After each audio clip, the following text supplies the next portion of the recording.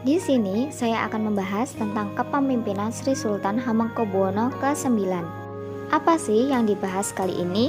Yaitu yang pertama, kualifikasi pemimpin, kedua, fungsi kepemimpinan, ketiga, teori kepemimpinan, keempat, pengaruh dalam kepemimpinan, kelima, kekuasaan menjalankan kepemimpinan, keenam, gaya kepemimpinan, ketujuh, kepengikutan, dan yang terakhir yaitu pembuatan keputusan. Yang pertama, kualifikasi pemimpin. Sri Sultan Hamengkubuwono ke-9 mulai dari peranan beliau dalam bidang militer, sosial, ekonomi, budaya, agama, dan gerakan pramuka dapat diteladani dan dipatut dicontoh sifat dan karakteristik dari Sultan Hamengkubuwono ke-9.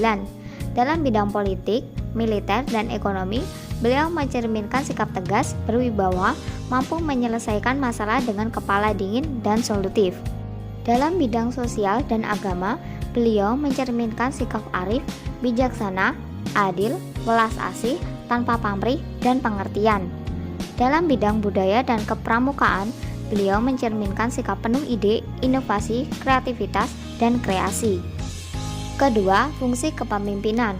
Pada masa kemerdekaan, banyak peran sultan dalam ikut menjaga berdirinya negara Indonesia. Pada masa awal Indonesia merdeka, Belanda masih berusaha menguasai Indonesia dengan agresi militer. Sultan juga berperan besar dalam membangun negara Indonesia. Banyak jabatan yang pernah ia pegang seperti Menteri Pertahanan pada masa RIS, Menteri Negara dalam Kabinet Hatta, Wakil Presiden Republik Indonesia, Presiden RI, Ketua Dewan Pariwisata Indonesia, Ketua Kuartir Nasional Gerakan Pramuka. Pada masa Indonesia dalam penjajahan dan awal kemerdekaan, negara Indonesia masih lemah sehingga banyak upaya dari penjajah atau pihak-pihak lain yang ingin berkuasa secara sepihak. Ketiga, teori kepemimpinan. Dalam teori kepemimpinan, tipe kepemimpinan Sri Sultan Hamengkubuwono ke-9 cenderung masuk ke dalam tipe demokratik. Tipe ini menyebutkan bahwa pemimpin mau mendengarkan dan menerima masukan dari orang-orang yang dipimpinnya. Pemimpin tipe ini bisa juga disebut sebagai coach atau pelatih karena pemimpin tipe ini memberikan tanggung jawab serta peranan yang besar kepada orang yang dipimpinnya, sehingga mereka dapat berlatih di dalam tanggung jawab yang diberikan kepadanya. Keempat, pengaruh dalam kepemimpinan. Di bawah kepemimpinannya, Kesultanan Yogyakarta melakukan berbagai perombakan dan menjadi lebih demokratis. Dukungannya pada RI begitu total, bahkan hingga urusan finansial.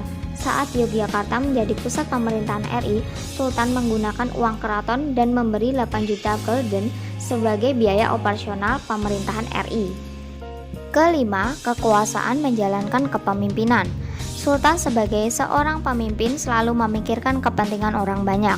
Oleh karena itu, dia selalu mendukung upaya pemerintah Indonesia dalam membangun bangsanya. Kebijaksanaan Sultan selalu menyesuaikan dengan pemerintah Indonesia. Peranan Sultan dalam menegakkan kemerdekaan Indonesia tidak bisa dianggap kecil. Dalam kesempatan ini akan dibahas mengenai peranan Sultan Hamengkubuwono ke-9 dalam menegakkan kemerdekaan Republik Indonesia. Peran Sultan Hamengkubuwono ke-9 pada masa penerimaan pemerintah Indonesia setelah konferensi Meja Budar tepat pada tanggal 29 Juni 1949, Belanda telah meninggalkan Yogyakarta yang pada saat itu merupakan ibu kota negara. Setelah itu untuk membangun kembali pemerintahan di Indonesia setelah Soekarno dan Hatta beserta menteri-menteri kembali dari perasingan di desa Menumbing, Pulau Bangka, Sri Sultan Hamengkubuwono IX memberikan cek sejumlah 6 juta gulden untuk membangun pemerintahan Republik Indonesia. Yang keenam yaitu gaya kepemimpinan. Dalam kepemimpinannya, Sri Sultan Hamengkubuwono IX menjalankan menggunakan gaya kepemimpinan demokratis. Hal tersebut bisa dilihat dari ketika beliau melakukan sebuah musyawarah dalam mengambil sebuah keputusan yang ada serta kebijakan bersama para pejabat maupun staf yang ada di pemerintahan Daerah Istimewa Yogyakarta untuk mencapai sebuah kesepakatan yang mensejahterakan rakyat. Kepemimpinan Sri Sultan Hamengkubuwono ke-9 dapat berjalan dengan baik karena beliau memiliki dua model pemimpin. Dalam menjadi seorang pemimpin, harus memiliki dua model yaitu intrinsik dan ekstrinsik. Jika seorang pemimpin memilikinya, maka akan mudah berada di tengah-tengah masyarakat dan diterima dengan baik. Dalam hal tersebut, model intrinsik terdiri atas ability, capability, dan personality, sedangkan model ekstrinsik terdiri atas acceptability, ialah pemimpin mampu diterima di tempat yang ia pimpin. Yang ketujuh, kepengikutan. Kepengikutan Sultan Hamengkubuwono ke-9 dalam mencapai tujuannya yaitu di bawah kepemimpinan Sultan Hamengkubuwono ke-9, Yogyakarta mengalami banyak perubahan. Ia dengan tegas menentang penjajah dan terus memperjuangkan nasib rakyat Yogyakarta agar memperoleh otonomi sendiri dengan penuh semangat. Hal tersebut diambil dari ayahnya yaitu Sultan Hamengkubuwono ke-8 yang juga memiliki tekad besar dalam memajukan negeri ini. Yang terakhir, pembuatan keputusan. Sultan Hamengkubuwono IX membuat putusan yang baik, memilih tindakan yang memberikan hasil terbaik untuk diri mereka sendiri dan orang lain. Pengambil keputusan yang baik melibatkan orang lain bila diperlukan dan menggunakan pengetahuan, data, dan pendapat untuk membentuk keputusan akhir mereka. Mereka tahu mengapa mereka memilih pilihan tertentu daripada yang lain. Mereka percaya diri dengan keputusan mereka dan jarang ragu setelah mencapai kesimpulan.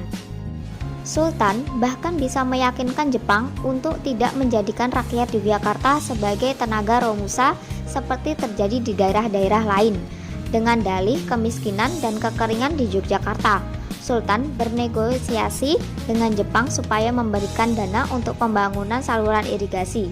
Proyek ini menghindarkan rakyat Yogyakarta untuk menjadikan romusa di daerah lain, sehingga karena tenaga mereka terserap untuk pembangunan kanal yang kini akrab disebut dengan Selokan Mataram.